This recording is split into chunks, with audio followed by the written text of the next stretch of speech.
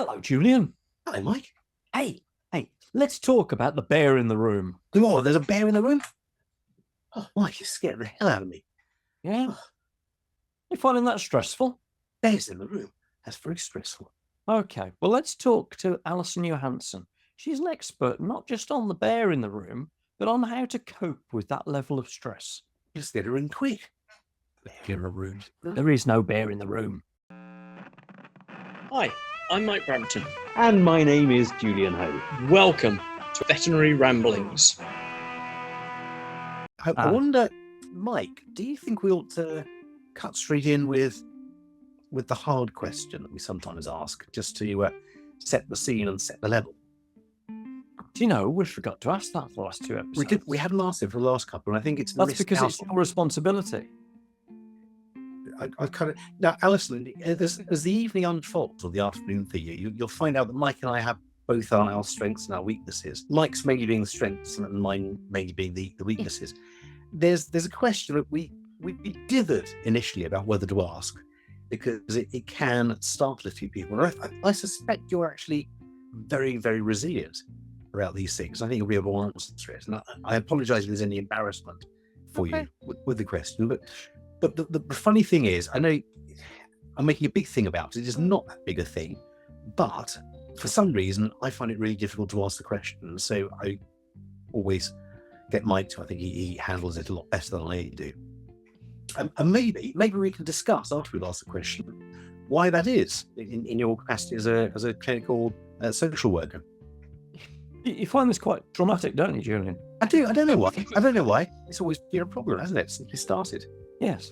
Which is why tonight, I'm getting tingly now. Why tonight you're going to break the duck and you're going to ask our guest Alison the question.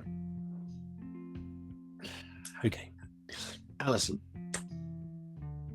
can Mike ask you a question? And I'll ask it next time, Mike. Is that all right? I do apologise, Alison. Bit of a fruit thing.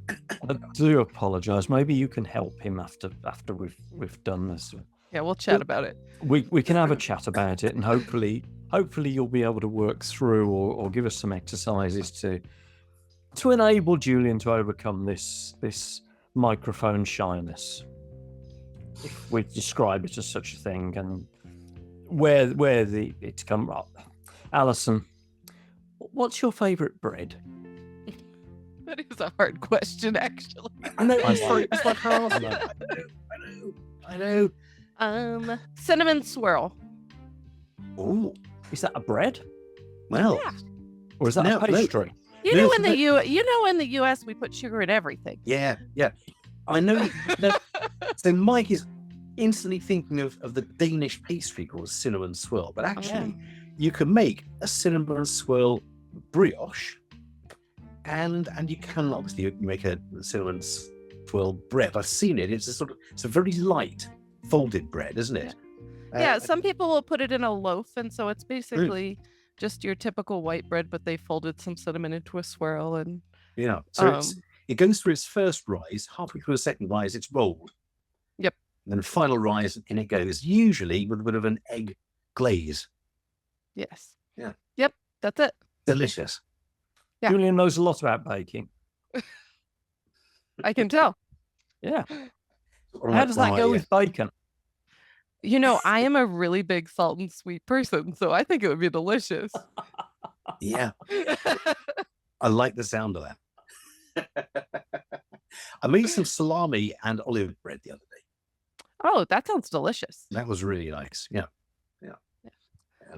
When I do it next time, I'll put a little layer of rice dough over the top just to protect the salami, because the bits that are exposed burn quite a lot. But I could see that. this is good. Interesting. Yeah. So on episode 143 of Bake with Mike and Julian, we've got Allison Johanson. I want to drill down, and I'm wondering if you can help me, Allison, because I've got a feeling this is more to your topic. I'm wondering if you could help us drill down and expose and deal with the trauma that Julian has obviously suffered, which prevents him from asking the difficult question. Well, of course. I mean, without going into his own personal detail and doing a full therapy session right here in the middle of everybody. We've done it before. That's fine. I'm happy with that. I have no personal details. When we freeze like that, it's often just a safety response. Something, whether it's you're afraid of the answer, you're afraid you'll be judged, you're afraid, whatever, your body thinks essentially a bear's standing over you and it's going to eat you. So Mhm. whatever the question is has become the bear, and your body responds the exact same way. It doesn't know the difference. So that's the primitive brain at work then, isn't it? Sending out these don't receive, don't signal, Yes. they respond. Yes. Well, we don't have time to use our frontal cortex, the thinking part of our brain, if a bear's in the room. And so most of our responses when they come to safety are very primitive. But Mike probably would, because he's pretty used to handling bears. So if Yeah. a bear's in the room, he would easily have a cup of tea, chat about it. He's Why? not in danger anymore. He's not in danger. no. I'll probably ask him to sit down and we'll have a cup of tea and we'll discuss what's on his mind. Yeah. Mike takes people around the Arctic looking at polar bears. Oh. That's mainly what he does these days on a Sunday afternoon. When I get the chance. Yeah. So we'll use a different analogy for you. We'll It's use not a your different- bear, it's but- something else. But the analogy is good, and what you just described is a response, a fright response to an acute traumatic episode that probably or certainly builds on a pre-existing, more chronic traumatic period. Is that right? It is. And sometimes trauma for some people makes them go, I didn't have a trauma. That's not a trauma. So it's really sometimes stress responses just never complete themselves. And so it could be, some people call it a trauma response. Some people just call it a stress response that over time you never found safety for. And now it's become dangerous. So how would you go about getting me over it? Is that possible? I don't know. Um, so I think the first step is to teach you how to be safe. Tell your body that you're safe, that there's no bear in the room. My young daughter actually says it out loud. I don't know. I honestly didn't teach her this. She just came up with it herself. Mm. But she'll go, there's not a bear. And it's Well, and I'm like, you should follow me around. Just tell this to everybody. But the other ways to do it are just to relax our body in some way. So if you're activated, if you're stressed, oftentimes you'll inhale more than you'll exhale. And so one simple thing is to force yourself into a big sigh. And so that's a big exhale. And many times when you do that, your body just starts to go, okay, well, if you exhaled, there must not be a bear. Because Okay. otherwise everything's telling you to stock up with oxygen because you need to run. Exactly. Mm. Exactly. And so if you're thinking about it, if you're doing the opposite of what your body's telling you to do, then you're telling it, no, wait, we're safe. So if it's saying freeze and you just kind of rub your hands together in to make a swooshing noise, there's some movement there. I'm not going to be doing that if I'm frozen and the bear's going to eat me and I need to Mhm. protect my organs and tell it that I'm dead and all of those things. If I'm really activated, I feel like I have to move, I need to do things. Maybe it's actually just kind of seeing what happens if I move it extra quick until it settles down, kind of doing it intentionally. So, and if you're a fidgeter, you just actually fidget on purpose and it starts to release that movement. Our body actually knows how to do this. We just don't listen to it all the time. And so a lot of this, you probably sigh sometimes when you're stressed. You probably fidget sometimes when you're stressed. You do these things. We're just exaggerating it because our body is doing it in a way that it's actually not responding to it. And so if I use intention around that, it starts to respond the way that it's supposed to. I'm going to try that then. Here we go. Oh, Brett. Let's breathe in again. No, I realized the mistake that time. I breathed out. Did the sigh. I breathed out. I just didn't Yeah. breathe in. One more deep breath.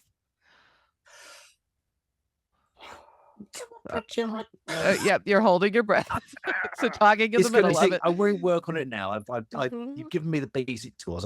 I'll practice for next time, but thanks. So how did you get into all of this then, Alison? Well, I'm a trauma therapist by trade, and at some point realized burnout, compassion fatigue, stress-related work stressors, they all look the exact same as those trauma responses. And so my brain likes to simplify things a lot. And so as I started to simplify it, started getting more into learning about body reactions and what's happening and animal reactions and what's happening. And they all start to overlap quite a bit because as much as we hate to admit it, we're all animals and and we respond just like animals do. And so it all started to make sense and then became very passionate about simplifying it for other people. A lot of the stuff out there about self-care and stress management or all of these buzzwords, they take a lot of work. And I'm not going to say this doesn't take work, but but it could be simple. It could be moments in time versus this like huge, 45 minutes of meditation or 30 minutes of running, which are great for you. Do them if you can. But the simple things can also be important. Yeah, Right, and okay. vets, I'm talking about vets because I don't really know much about other people, but vets don't often have time or inclination to spend 45 minutes on mindfulness Right. because they're often in the moment of stress. Right, exactly. And so if we can start to say, let's do it within the workday, then maybe you don't have to bring this home. Maybe you don't have to feel like you're never calming down all the time. Maybe you can start to understand your body reactions not as being broken or because your job sucks and more because, wait a minute, what if I just slow this down a little bit and it's actually doing what it's supposed to and I just use it when it's doing what it's supposed to versus all the time. Okay. Can I wind the clock back? You Of very course. glibly drifted over. You started as a trauma therapist. Yes. What exactly is a trauma therapist and how did you get into that? That's always the hardest question for me. I went into social work school thinking I was going to work with kids, burnt out with kids before I ever worked with kids. I like children. I just don't like working with them in that capacity. Started working with refugee clients and then over time became kind of this general trauma therapist. I do what's called EMDR, eye movement desensitization and reprocessing, which is a really cool technique that helps people reprocess their memories so that they're not stuck in them anymore. That's the simple answer. So started doing that. I like it because it works, which is what helped me start to observe people's natural reactions and body responses while we're doing this and led to all of that. Right. And now I read this in your bio, and my mind started working in all sorts of directions, primarily because I have no idea what eye movement desensitization and then reprocessing is. But in my very naive way, does it go back to the idea that there are parts of our brain that store and process different parts of the information, and subconsciously our eyes drift to those parts when we're remembering things or when we're making things up? Or is it anything to do with that? Or have I made the whole thing up? No, that's very similar. So Francine Shapiro, the lady who formed it, the story is she was walking through the park and realized her eyes were moving in different directions and realized she could process. She must have been different than me because I'm not walking through the park thinking about how my eyes are moving. But I'm normally worried if there's a bear coming. yeah, exactly. But it's similar. So when you're under stress, one side of your brain is working more than the other typically. And so when it gets stuck in that way, your brain never actually processes the safety that utilizes both sides of your brain. And so in utilizing eye movement that goes back and forth or tapping anything that crosses over your spine that's back and forth, we can actually reprocess that so that it does exactly the processing it's supposed to and find safety. It's pretty weird. I acknowledge that, but it works very I'd like well. to go more into that if we can, me please, too. Alison, Yeah. because I've I've had hypnotherapy to deal with trauma. So multiple stressors over a period of time, culminating in an incredibly serious accident on my bicycle when I got hit with a car, which affected my ability, particularly in the last couple of miles and the last few hundred meters in bicycle road racing, because I was a sprinter. And we worked through hypnotherapy to summarize the trauma in one word, which was violence. And through hypnotherapy, that was pushed further and further into the back of my mind. But it took a long time. And so I'm fascinated by this. I'm not looking necessarily for shortcuts, but you're suggesting that there are other techniques that could have been used on me as a subject to deal and cope with not only the episodes of stress that built up to that, and then that one incident of extreme trauma. Yes. So hypnotherapy and EMDR, they're kind of sisters. They have some similarities and some differences. And sometimes it does take a long time. Sometimes it takes a short time, but it's another way of processing trauma in a similar way. Right. Okay. Because I think what I've done is I've subconsciously now, I mean, this is going back 15, 20 years, and we've dealt with it.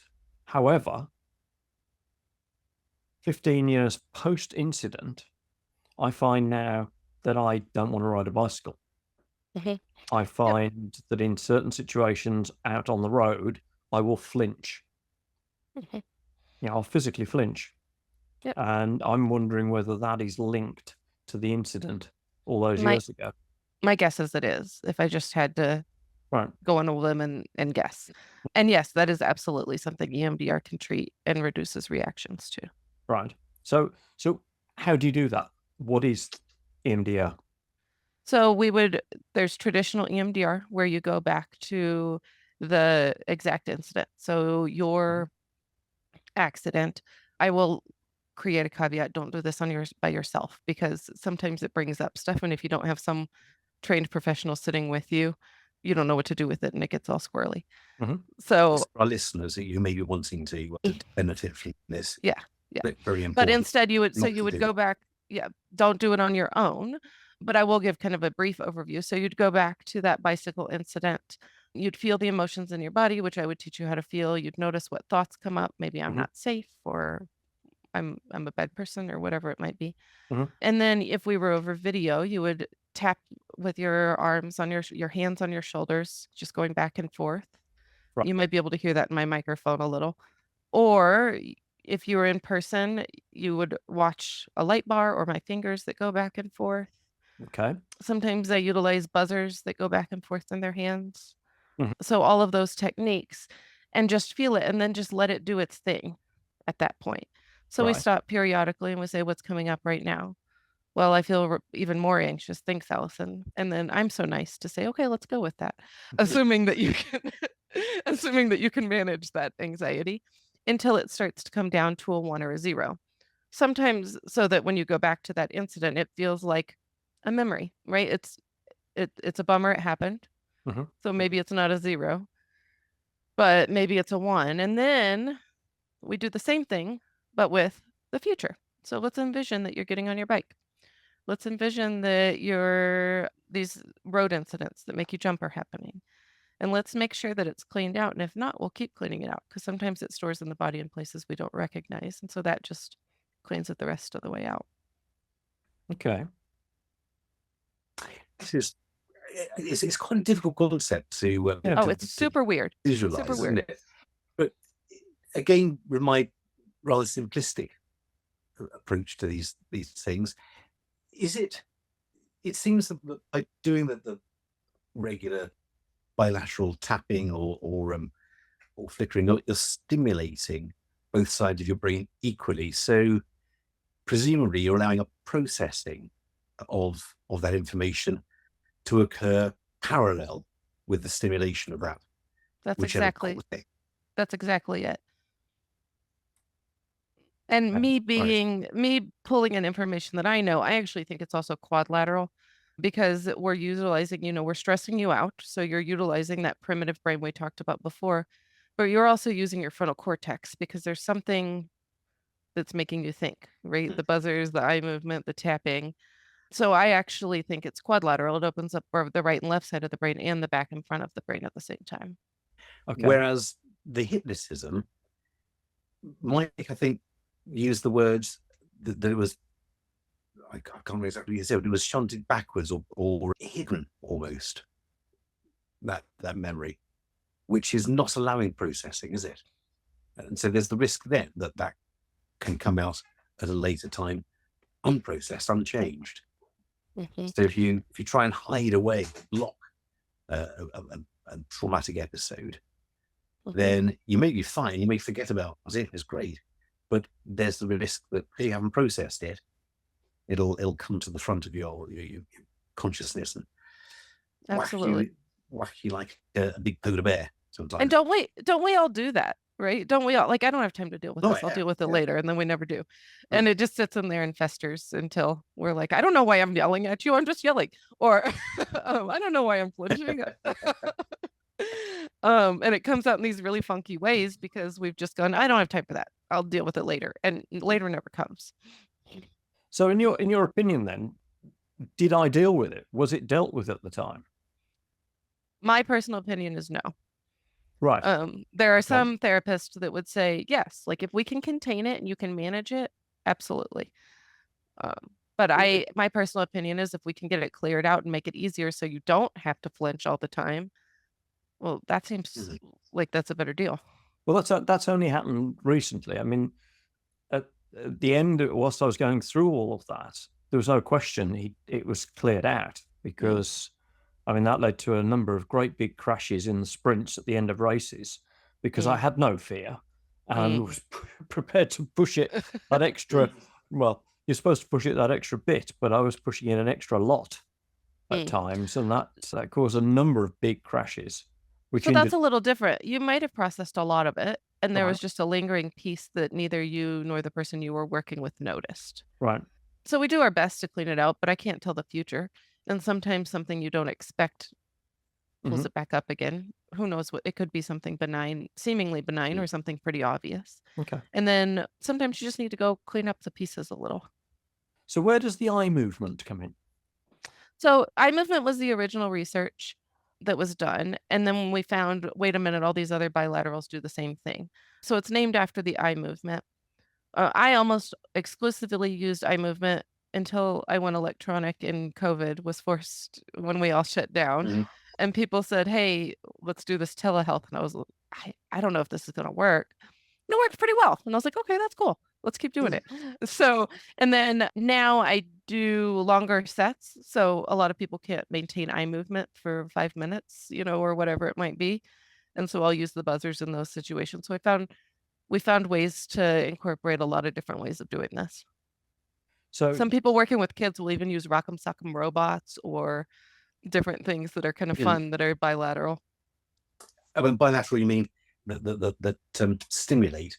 Yeah, so to both sides of your brain, both sides of your body. So rock'em sock'em robots, you move one thumb then the other to fight the little guys. It makes a lot of sense. Sorry, I'm going to need to think about later. I'll wake up this morning screaming about it, probably. And what I tell everybody is it's super weird. And there are some people that would throw tomatoes at me for calling it weird because it's really science-based. But the reality is we wouldn't do that, Allison. We wouldn't do that. Because they're tomatoes. Oh, right. But the reality is when you're sitting on the other side of it, it's weird. When I first, I believe that to make sure something works before you do it with a patient, you do it with yourself. So I've done it. And the first time I did it, I was like, I know I got trained in this. I spent a lot of time and money to get trained in this, but I'm not real quite sure people like So it's really bizarre, but then it works. And it's like, okay, well, if it works, it works. Okay. Is it a type of cognitive behavior therapy, or is that? Some people say that it's more somatic. Some people say it's more cognitive because you do find a negative cognition within it. Right. The way that I do it is very focused on the body more than the mind. Some people don't have any thoughts that go with their body sensations. So it's much less cognitive at that point. Right. And how long does it take to, on average? That's a big question. If there is an average, but would you give someone sort of 15 sessions or? So or if you had one, I would sometimes. I mean, I've had it happen where one has worked. If you have one incident that is not linked to any childhood anything, and it's really isolated, it can take 1 to 3 sessions. If you have lifelong trauma that's real complicated, it could take several months, maybe even a year. Right. And if it's then linked to something secondary like obsessive compulsion disorder, Yeah. that I'm guessing would take a lot of relearning. Yes. Yes. And it actually, a lot of times people accidentally work on some secondary things. I've had people reduce migraines or obsessions, or, and that's not actually what they're Nice. coming to see me for, but it all kind of stemmed from this back thing. And if it accidentally fixes it, great, right? Fix is a big word, but so yes. And it's somebody who has some really big stuff that EMDR is not treating. We just find a different therapy. I don't think there's one therapy for everything. Right. Okay. We've dealt predominantly with acute trauma, only because I've stolen the show and rabbit and put myself in the spotlight there. Okay. But you use the same techniques to deal with what we could describe as chronic trauma, or generally, as we know, as stress. Right. Is that right? So, yes, absolutely. So, Okay. for instance, Julian mentioned he's afraid to say, "What's your favorite bread?" Right? He gets mic fright. Yeah. We'll work on that separately. So let's say someone came into therapy for that, right? Mhm. I'm not going to do a full therapy session, but I might say, how does that feel in your body? What's coming up? And a lot of times and then we can process just that body sensation, and maybe a different memory comes up, or maybe we just work on it from a somatic sense, depending on the person. But we can start with what people are coming in with today, even if it doesn't make sense on paper. Okay. So that's interesting. I was chatting to a friend of mine's a policeman, and it's very clear that he literally sweeps people off the road. He was a traffic policeman, and so he must be subject to so much post-traumatic stress, whereas it's not true. And so he has some counselling, not I think as much as he needs, but he has some.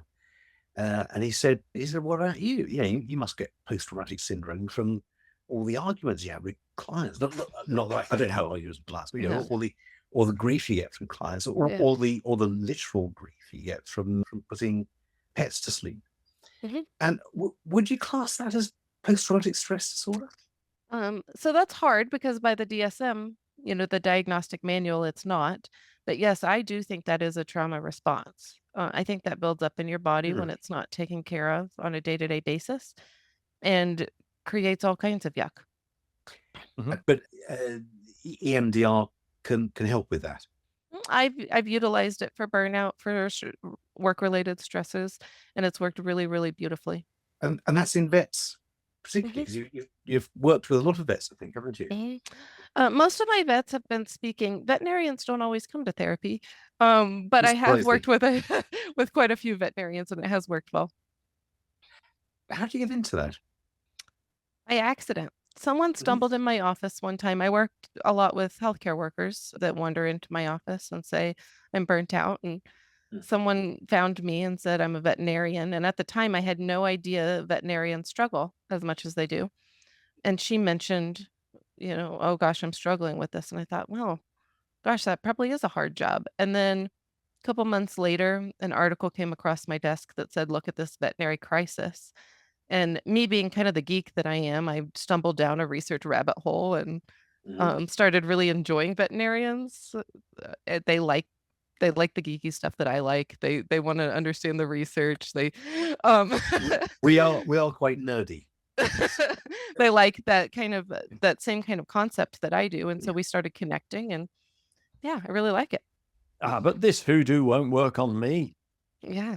Well, what I always tell people is use it like a science experiment. It might not work. I can't guarantee anything, but I will tell you there are a lot of people that have said, "I didn't know what else to do, so I used that weird thing you talked about, and it actually works. Did you know that?" Well, yeah. So someone interested in using your service, you say you do it over Zoom these days. So there's some complicated stuff with doing true therapy legally, just because of licensure. It's by state right now. And there's some complicated stuff where sometimes you can do international, depending on the licensure of where you're living. So I've altered it a little to be able to do consulting and coaching and teaching in a broader spectrum. And so the way that I do that is by saying, okay, let's not do EMDR, but let's just nurture your nervous system. Let's just talk about what your nervous system is doing and some opposite ways of managing it. There's some benign bilateral movement, such as journaling.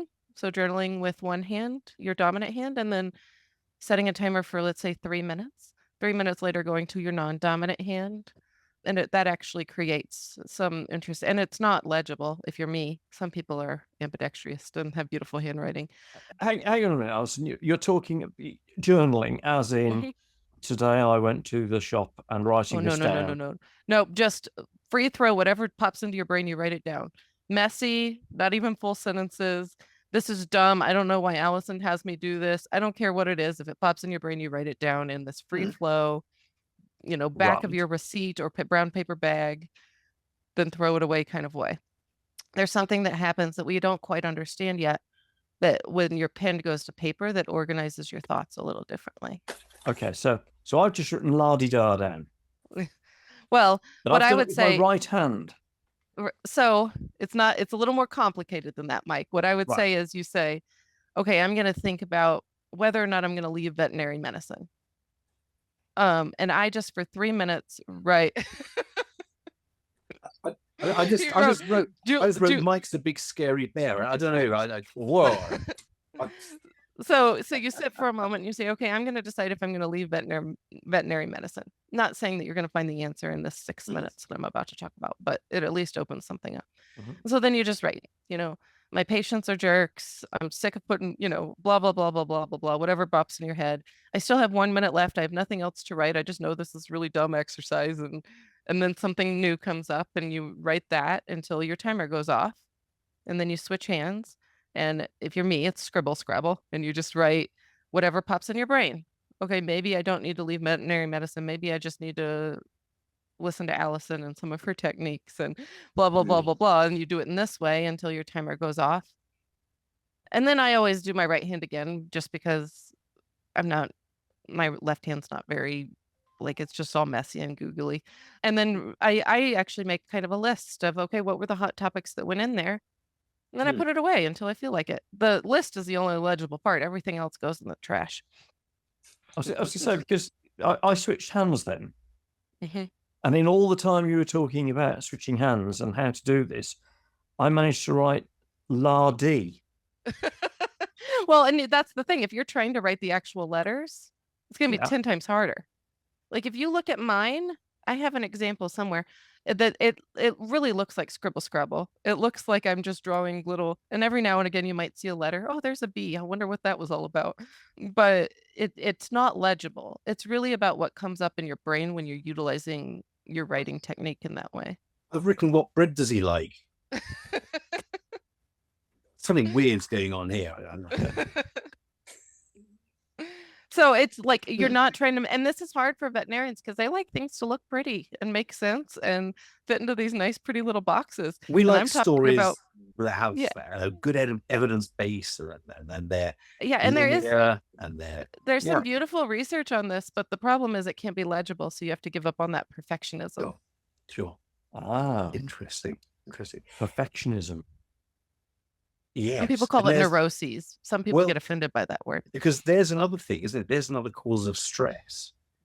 Because perfectionism is unattainable. And yet, so let's beat ourselves up when we get something wrong, or when someone fails to understand or appreciate the work we've done, or things just plain go belly up. And that is, I think, the biggest cause of stress, isn't it? Absolutely. And I see it all the time, just like with you guys. I give something and they go, okay, well, now where does the line go on the paper? Well, what do you like? Wait a minute. If you whoa. None of that matters. Just do it. I think I spelt "da" wrong. So then we get to work on all this mess, right? Like it exposes all this that we're like, okay, let's work on it because it's here. Okay. So we've exposed that we've moved in your timeline from Mhm. trauma to dealing with the stresses and the symptoms, the cortisol buildup and the anxieties and the nervous tension that we go through on a day-to-day basis, and utilizing the same techniques or similar techniques that you use in acute stress management or acute trauma management to a more chronic stress environment. Absolutely. Now, right at the start, you said that we haven't all got the opportunity to spend 45 minutes doing yoga or breathing exercises. What should we be doing? So these are these minute things. So we're going to start listening to our nervous system. And instead of saying it's a bad thing that I'm stressed, instead of saying it's a bad thing that I'm angry or upset or whatever emotion or sad or don't want to walk into the office or whatever it is that's coming up for us, we're going to slow this down and say, what's it trying to say? And do I need it? And that sounds really simple. And it is in some ways, it's complicated in others. Mhm. But really starting to slow down and say, okay, I'm frozen. I can't even ask this simple question. Maybe I'm going to take an exhale every time I walk through a door threshold, right? Then I don't even have to check in on it. I'm just already doing this. Mhm. Or maybe I ground with a penny in my pocket or whatever coin and feel the ridges of it and all the different things. Maybe because that brings in your frontal cortex, which is a safe thing. Maybe on my car ride home, I spend some time saying, okay, what did I learn today? What did I do well today? Okay, now I'm going to stop. I'm going to take some breaths and I'm going to count how many red cars I see or blue things I see just to kind of play a game and shut off work. And I'll deal with that when I get back.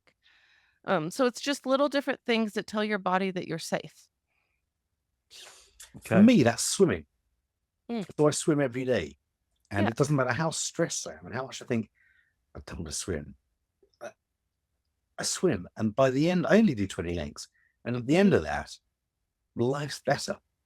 And I'm concentrating, I'm counting those lengths. I'm counting the half lengths. I'm concentrating on my breathing throughout. And it's just, the whole thing is. And it's bilateral. No, I only swim using my left arm and leg. do you think I should swim? Yeah, it is. No, you're right. It's bilateral. Yeah. Yeah, I hadn't thought of that. And so exercise, I don't think anyone could argue that exercise is going to be healthy for you, but you're going to have those people that just can't get to exercise. Mm. You just can't. And then there's this shame. I'm supposed to be exercising. It's supposed to be helping me, but I just can't. I'm too stressed out for it. My body just won't let me. And now I wake up every morning ready to go work out and never do it. And so this creates the space to be able to start regulating your nervous system, which actually what I find creates space for people to do these big things. Right. Okay. So are there any tips or quick, not fixes, but things that we could do or should do to help us with that? I think a first step is to check in. My chest is tight. It sounds silly. My arms are tight. It sounds silly, but even just saying that can sometimes slow our body down enough to go, oh yeah, it is tight, but there's no bear, so that's good. Finding some sort of routine or ritual for yourself that you do every time you stop at a stop sign or a traffic signal, every time you walk through a door threshold, finding something that reminds you to do something quick that relaxes your body. And everybody's a little bit different in that, but that could be that sigh. That could be that I'm just going to I'm going to see if I can feel what my fingerprint feels like for a moment. Your fingers are attached to you, so you can't lose it. That's good. Like simple little tasks that you can do without stopping throughout the day that just says, okay, you're safe. It's just stressful. And then when you finish the day, finding something to say, here's this and here's that. So what am I going to do to be the best person I can be when I get home, whatever that means?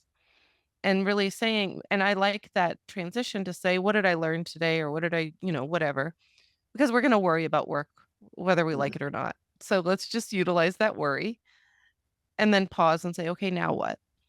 And a lot of what I talk about really is saying, what are you already doing and how can you do it intentionally? So if you're a fidgeter, you do that fidget intentionally. If you sigh intentionally, but creating more space for it and more intention creates that safety in the body. You mentioned safety quite a lot, and there's one of the popular buzzwords at this moment in time is psychological safety, isn't it? The ability to say anything without the fear of being judged, obviously within reason. It's difficult, isn't it, to be sure. Certainly in a new group of people, certainly, but in any group, to be sure that what you're saying is psychologically safe. Do you have any ideas for improving that in a community? I think all we can do is be responsible for ourselves. And so if I can feel safe, whatever the person's saying, or I can, then there's some good stuff that comes out of that. If I'm saying the wrong thing, I open up the windows to say, hey, can you let me know if you're offended? If it's someone that you feel safe enough, there's that word again, to ask that to. And so I think all we can do is try our best. I might say the wrong thing, right? I'm pretty trained in this, and I still might say the wrong thing. And instead of us regulating our nervous system is going to regulate the person beside us. If you're anxious, they're going to be more anxious. And along with that, just being able to say, if I make mistakes, what do I do to calm my body? If I have to take constructive criticism, what do I do to calm my body? If something offends me, what do I do to calm my body? You mentioned regulating your nervous system. I think you used the term regulating. Now, I know in your bio you talk about polyvagal theory. Yes. Wow. Now, what on earth is that? Because I know about the vagal nerve, but it's the idea. So polyvagal theory came from Stephen Porges, and he theorizes that our vagus nerve actually has 3 different stopping points. Your dorsal vagal, which is essentially, for simple terms, your freeze response, which sits below your diaphragm down into your abdomen and your digestive system. Your sympathetic nervous system, which goes from there up to your esophagus, which is simply fight or flight. And then your ventral nervous system, which is connection, right? Connecting to yourself, connecting to nature, connecting to others. And so he says, instead of these all being connected, there are actually 3 different systems that you have to get through one to get to the other. So if you're in dorsal vagal, you have to get to sympathetic to get to ventral.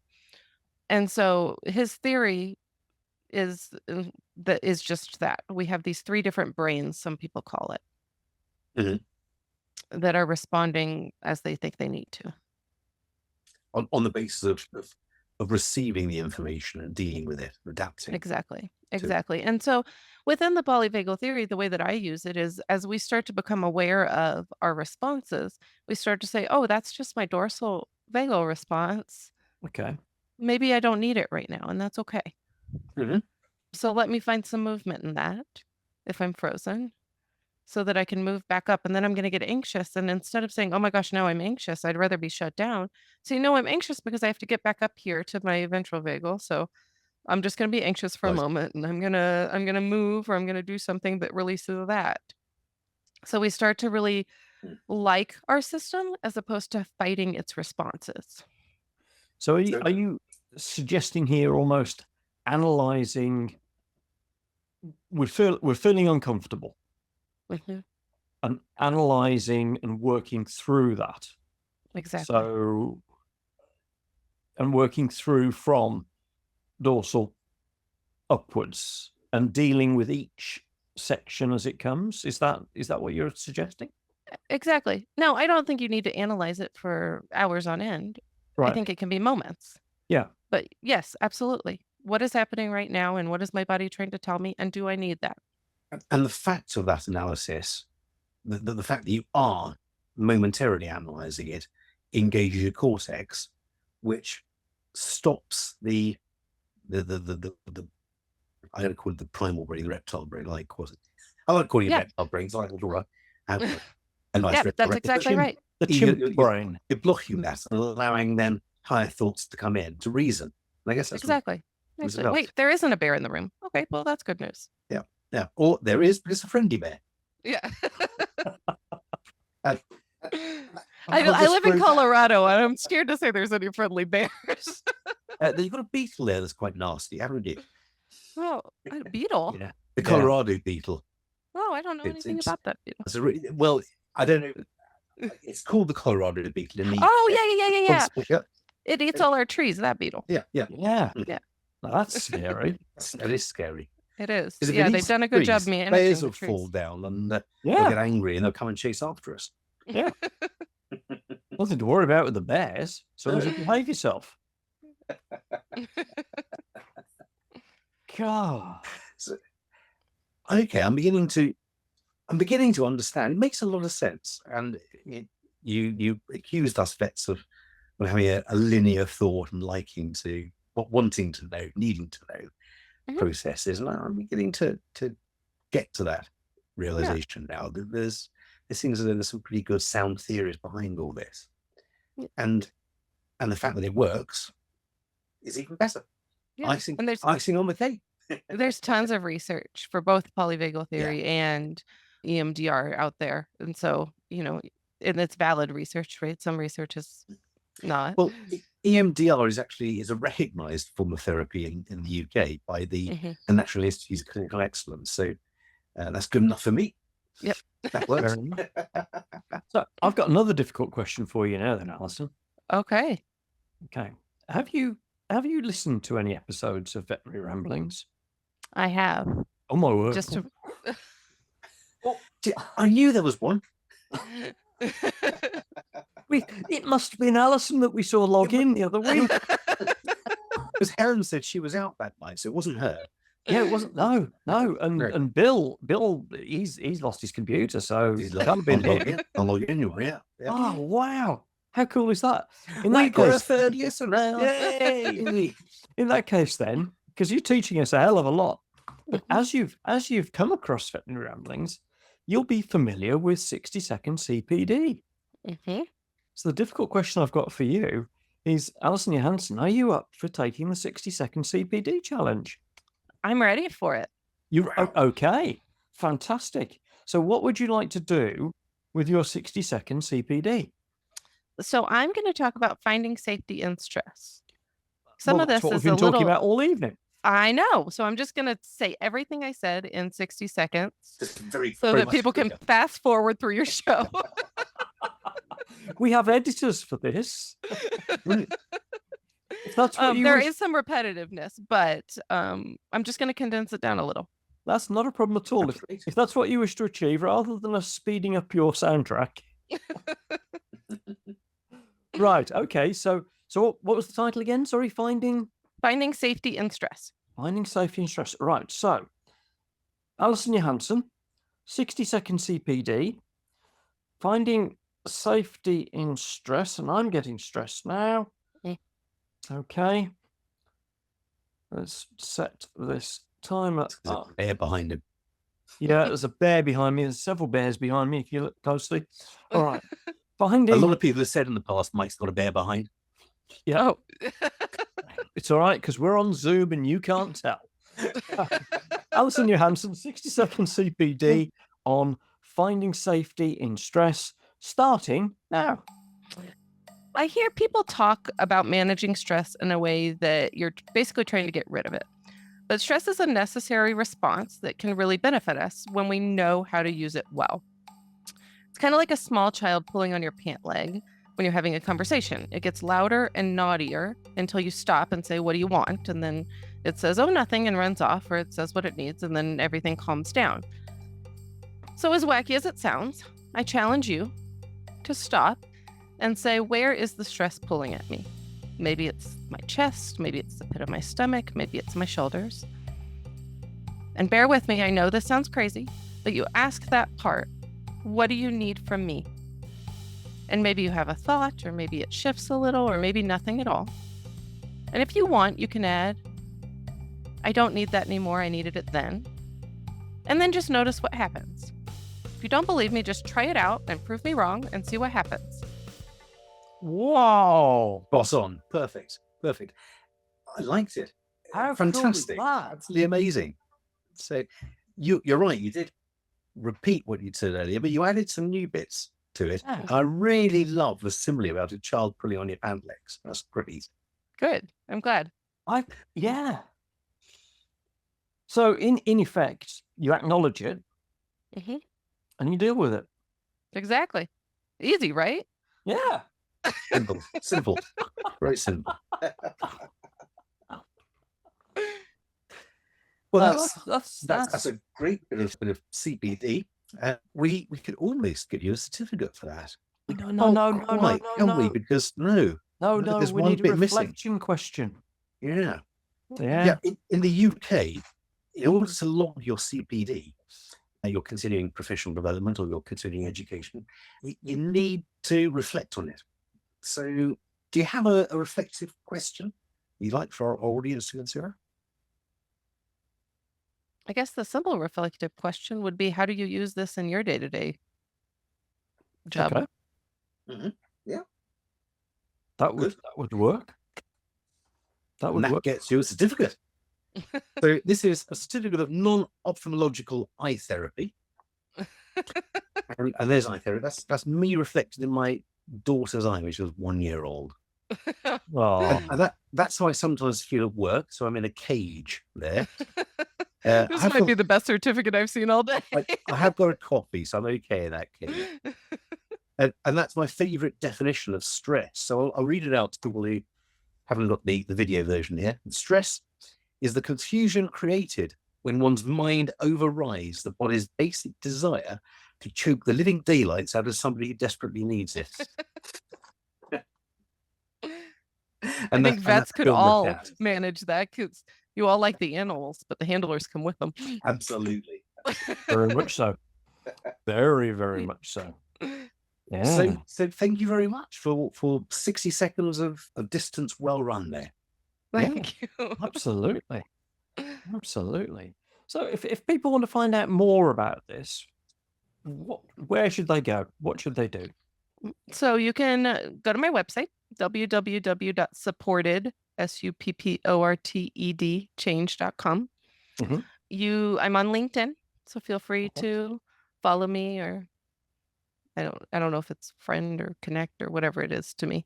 You can via my website. That's the easiest way, other than just telling you my whole email. Feel free to drop me a line and ask me questions. Some of the things that I do, I can consult with veterinary offices. I can give some CE education that's more than a minute, so you don't have to do another 59-minute one. Well, we may very well see if we can get you over to the UK at this lecture over here. That would be fun. I'd love that. Yeah. And actually, as of recently, a year from now, I'll have a published book, which is super exciting. Oh, fantastic. What's that called? It'll be Wellbeing in the Veterinary Medicine. Fantastic. Wellbeing in veterinary medicine. Yes. Excellent. Okay. Well, you'll have to put a link to that when we get this on the web page. Yep.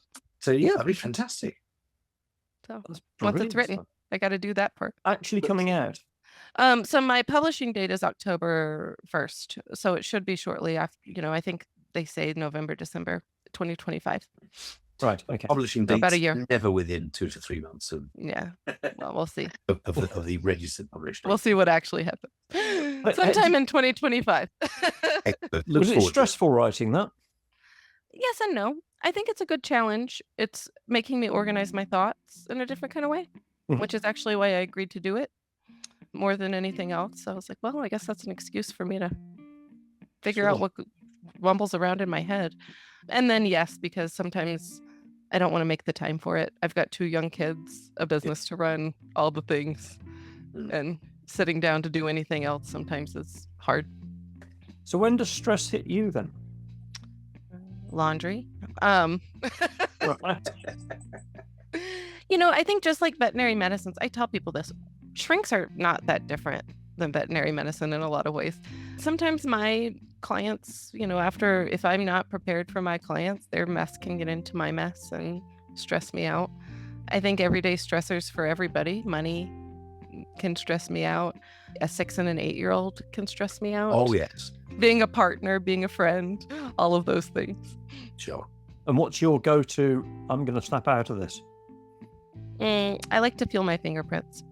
Right. So I like to see if I can feel what they feel like, where the ridges are, where the smoothness is.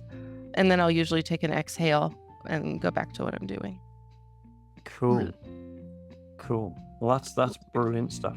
It wouldn't work for Mike, of course, because many years ago he filed his fingerprints off just so he wouldn't be caught or anything. I was going to say, we don't want to know why he got rid of his fingerprints. We just know he did. But bear rustling, it was a terrible Thank you for that, Julian. And on that, You're welcome, mate. on that note, I think what I would say to addressing our audience is that if you've enjoyed listening to Alison this evening, please check out her website, and don't forget to pre-order on your local bookstore her book, which is coming out next year. And if you've got any questions or any follow-ups that you'd like, then click like, subscribe. It helps Veterinary Ramblings greatly. Get in touch.